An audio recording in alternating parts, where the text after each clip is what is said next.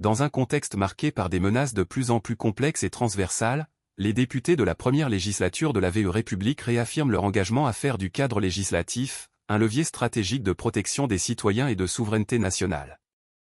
Par l'adoption à l'unanimité, ce vendredi 28 mars 2025, du projet de loi relatif au renseignement, l'Assemblée nationale dote le Togo d'un outil juridique moderne, structurant et adapté aux nouveaux enjeux sécuritaires. La discussion législative a été présidée par Sevon Tepe Kodjo Adedze, président de l'Assemblée nationale, en présence des membres du gouvernement, le colonel Calixte Madjoulba, ministre de la Sécurité et de la Protection civile, maître Paco Madjourouvi, ministre des Droits de l'Homme, de la Formation à la Citoyenneté et des Relations avec les institutions de la République, Mipan Namtchougli, ministre de la Justice et de la Législation, garde des Sceaux, Mohamed Ourosama, ministre délégué. Auprès du ministre de la Sécurité et de la Protection civile. Les députés sont unanimes quand il s'agit des questions de sécurité nationale et de protection des droits fondamentaux des citoyens. Ce vote marque une étape importante dans le renforcement de l'architecture nationale de sécurité, face à des menaces multidimensionnelles, notamment l'expansion des groupes terroristes, de l'extrémisme violent et de la cybercriminalité.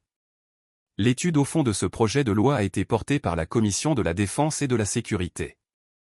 Après la présentation du rapport suivi d'un débat général riche sur les différentes préoccupations des députés, le texte a été adopté. Le président du groupe parlementaire majoritaire Union pour la République, UNIR, l'honorable Akleso Adkoli, a présenté le contexte d'élaboration de ce projet de loi en lien avec la vision du président de la République.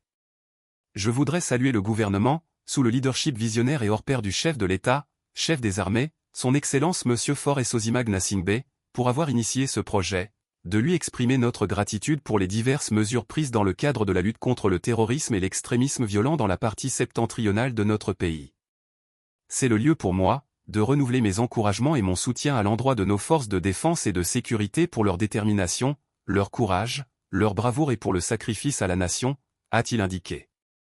À travers ce projet de loi, le gouvernement togolais réaffirme sa volonté de consolider la souveraineté nationale, de protéger les intérêts vitaux de la nation et de garantir la sécurité des citoyens, dans le strict respect des droits fondamentaux.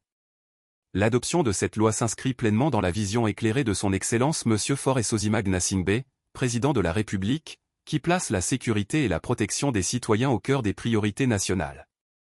Grâce à Gouv.